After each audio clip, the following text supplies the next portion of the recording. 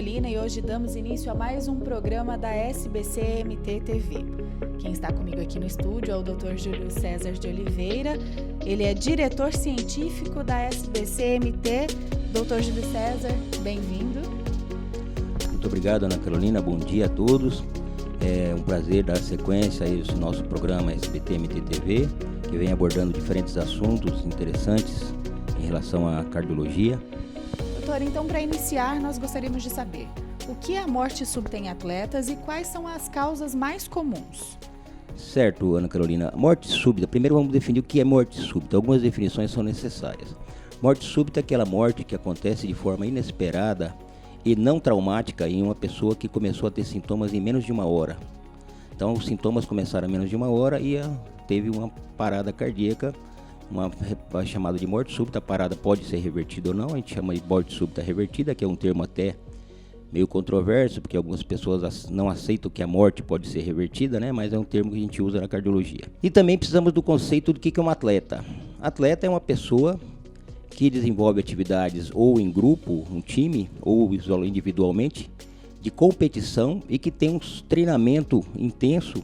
Então essa pessoa tem um treinamento intenso que faz alterações no seu organismo, no seu coração, e ele fica exposto a competições e situações adrenérgicas que acontecem, podendo acontecer eventos que podem levar à morte súbita. E a morte súbita cardíaca é quando a pessoa tem uma morte súbita, uma parada cardíaca, e já tinha uma condição prévia, uma cardiopatia, ou descobriu depois do óbito, num exame de necrópsia, que tinha um problema cardíaco. Ou às vezes não descobre a causa, não descobrindo a causa, fica como assumido como evento arrítmico cardíaco e uma morte súbita cardíaca. Então não precisa ser necessariamente uma condição pré-existente.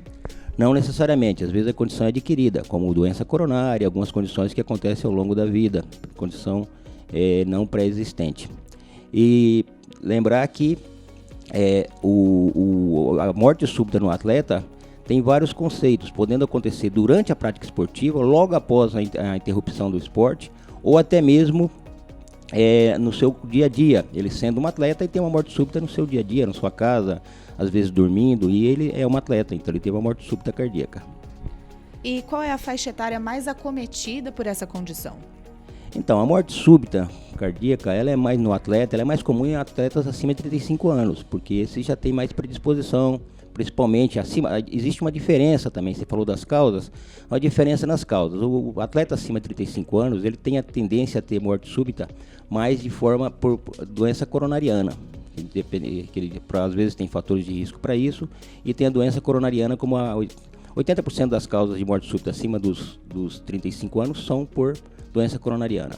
Abaixo dos 35, a morte súbita acontece principalmente por causas hereditárias ou congênitas. Nos Estados Unidos, por exemplo, a causa mais comum de morte súbita em atleta é a cardiomiopatia hipertrófica, que é uma doença hereditária que acomete 1 para 500 e atualmente estimativas chegam a 1 em cada 200 pessoas tem a cardiopatia hipertrófica, que é determinada geneticamente, leva ao aumento, a hipertrofia do coração, e essa hipertrofia predispõe a um desajuste, um desarranjo das fibras cardíacas, da musculatura cardíaca, predispondo à formação de arritmias e morte súbita. E a segunda causa nos Estados Unidos é a origem anômala das coronárias. Essa origem anômala das coronárias acontece, a pessoa nasce com a coronária de origem anômala e durante a atividade esportiva ela pode ser comprimida, por exemplo, entre a aorta e a artéria pulmonar, são artérias do organismo, que comprime essa coronária, faz uma isquemia, uma falta de sangue no músculo cardíaco, podendo levar a arritmia e morte súbita. Outras causas importantes nessa idade abaixo de 35 anos seria cardiopatia ritmogênica do ventrículo direito, que é uma substituição gordurosa, fibrogordurosa da musculatura do ventrículo por um conteúdo fibrogorduroso, que também predispõe a arritmia, principalmente no esforço e morte súbita, também geneticamente determinada. Então são as principais causas, além do trauma torácico. Nos Estados Unidos é muito comum o trauma torácico, que acontece em jogadores de rugby, de futebol americano, levando à morte súbita cardíaca, outra causa comum abaixo dos 35 anos. Então nós acreditamos sempre que essa predisposição para doenças cardíacas, elas acometem mais pessoas idosas. Não é o caso da morte súbita em atletas, então. Hoje em dia o atleta tem se aumentado a idade dos atletas. Nós sabemos que hoje em dia o pessoal tem praticado muito ciclismo, corridas acima de 35 anos. Então tem aumentado a incidência de morte súbita em pessoas com mais de 35 anos, porque existem hoje em dia muitos atletas acima dessa idade. E a morte súbita em atleta acontece geralmente em pessoas menores que 35 anos, mas tem se aumentado ao longo do tempo.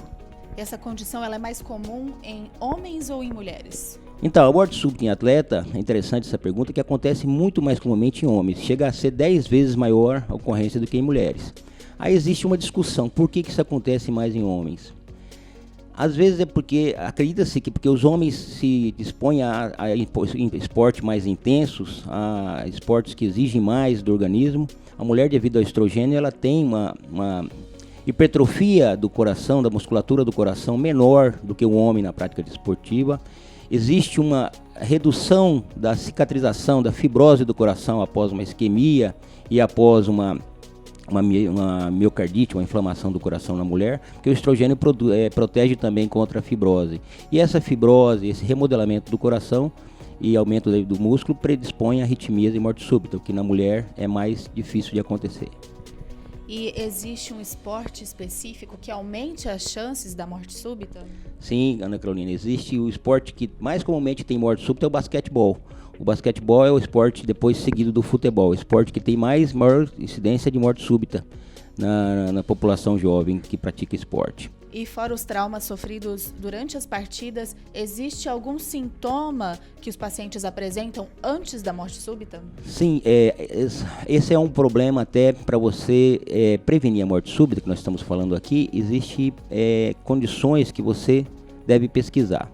Então, o paciente, cerca de 30% dos pacientes que morte súbita, somente 30% dos pacientes que têm morte súbita, dos atletas, têm alguns sintomas antes, tipo dor no peito, palpitação, aceleração do coração, taquipneia, uma respiração curta e rápida, tontura, pré-síncope, uma tontura com turbação visual sem perda de consciência, ou a síncope mesmo, o desmaio com perda da consciência, acontece em somente 30% dos pacientes antes de acontecer um evento de morte súbita. Então, quando isso acontece, serve como alerta. Por isso que na investigação, quando a gente vai falar sobre prevenção de morte súbita, nós devemos sempre perguntar para os atletas se eles têm algum desses sintomas. E quais são as recomendações aos atletas? Eles devem procurar um cardiologista com frequência, fazer exames com frequência? Sim, antes de qualquer prática desportiva, principalmente prática competitiva, você deve passar por um cardiologista ou um médico do esporte que é especializado nisso. E deve-se fazer com o seu cardiologista uma avaliação. Essa avaliação varia muito por exemplo, nos Estados Unidos eles recomendam antes da prática esportiva só uma história clínica detalhada, sabendo história familiar, se tem história na família de morte súbita em pessoas mais jovens, abaixo de 50 anos, que pode ter que ter uma predisposição genética, saber na família se tem alguém que teve síncope ou história familiar de síncope por doenças cardíacas também, ou se tem doenças cardíacas já confirmadas na família. Saber a história do paciente em relação a sintomas e sinais que possam indicar que ele tenha uma doença cardíaca. E no exame físico também, do cardiologista examina, você vai avaliar a pressão arterial, ver se o paciente não tem hipertensão arterial, avaliar a ausculta cardíaca, ver se ele não tem um sopro cardíaco que indica que ele tenha uma valvopatia, alguma doença que pode levar à morte súbita no esforço. E os americanos param por aí. A Europa recomenda, a Sociedade Europeia de Cardiologia já recomenda fazer pelo menos um eletrocardiograma de 12 derivações. Claro que esse é o problema que deve ser bem interpretado por um especialista, porque às vezes umas alterações no eletrocardiograma que sutis não são observadas por pessoas que não são especializadas, e às vezes alterações que não devem ser valorizadas podem ser valorizadas e desqualificar algum atleta. A partir desse eletrocardiograma e do exame físico e exame e história clínica, a gente pode liberar um atleta segundo a Sociedade Europeia. A Sociedade Americana para no exame físico e na história clínica. E dependendo da história clínica e exame físico, outros exames podem ser feitos. Pode ser feito, por exemplo, a ressonância cardíaca, o ecocardiograma antes disso, o eco que avalia as câmaras, as válvulas, a ressonância cardíaca, que você vai ver se tem alterações na musculatura, alterações até nas coronárias e por último até o cateterismo cardíaco, que a gente avalia as coronárias do paciente que tem sintomas ou idade para ter doença coronariana e até a origem das coronárias, se é anômala ou não. Doutor, essas recomendações valem também para aquele atleta que não é profissional, mas faz exercícios físicos constantemente, né? Esse sim é o mais preocupante. A gente pensar aqui, nós estamos preocupados na morte súbita do atleta. O atleta que é o que mais está preparado fisicamente para fazer o esporte. Imagina a pessoa que não é atleta. Esse sim deve se tomar mais cuidado, que a gente chama do atleta de final de semana, né? Que é aquele que não se preocupa muito e vai só no final de semana jogar o futebol ou praticar o tênis ou alguma coisa assim que ele não se preocupa muito com a sua saúde em relação a um check-up, uma avaliação com o cardiologista prévia para ver se ele está habilitado para fazer aquele tipo de esporte, conversar com o seu cardiologista, falar que esporte você faz, ele vai te fazer os testes adequados, a maioria das vezes faz teste ergométrico, né? Para avaliar como você se comporta no esforço, além do eletrocardiograma, às vezes o ecocardiograma, e de acordo com a necessidade vai se solicitando ou não exames para te liberar para uma prática desportiva. Então sempre que vai começar uma prática desportiva e anualmente repetir os exames, porque essa situação não é estática.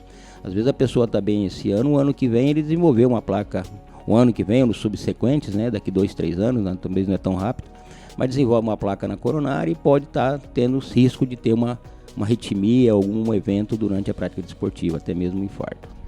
Doutor, e se esses exames mostram a propensão do paciente para ter uma morte súbita, qual é o protocolo a se seguir? O paciente ele precisa parar de fazer esportes? Então, isso varia muito. Às vezes a situação pode ser uma situação corrigível, pode ser tratar a doença e corrigir completamente, a pessoa está apta para praticar o esporte. Às vezes a situação limita a pessoa para determinados esportes e a habilita para outros, então a pessoa pode estar habilitada para esportes não competitivos, esportes que exigem menos atividade, menos intensidade de atividade, e às vezes inabilita de uma vez ou desqualifica a pessoa para a prática de esportes. E muitas vezes as pessoas precisam receber até uma terapia com um desfibrilador, por exemplo, como recebeu o nosso atleta da Dinamarca, que recebeu um desfibrilador, porque ele teve uma parada cardíaca. Não sei, pelo que eu vi, acho que não chegaram à conclusão da causa, e ele acabou recebendo um desfibrilador para prevenir uma nova parada, uma prevenção secundária. Esse em determinados países ele está desqualificado para a atividade, porque existe o risco de um trauma no aparelho, fratura do aparelho, e ele tomar um choque durante uma partida de futebol por uma arritmia, e a pessoa que está com ele competindo pode tomar o choque também. Então essas situações que desabilitam, desqualificam em alguns países, depende do regulamento da federação de cada país, né? Doutor, então é bom sempre procurar um médico cardiologista, fazer todos os exames e evitar qualquer risco, né? Sim, sem dúvida. Sempre você deve procurar um cardiologista, ou fazer a avaliação pré-esforço.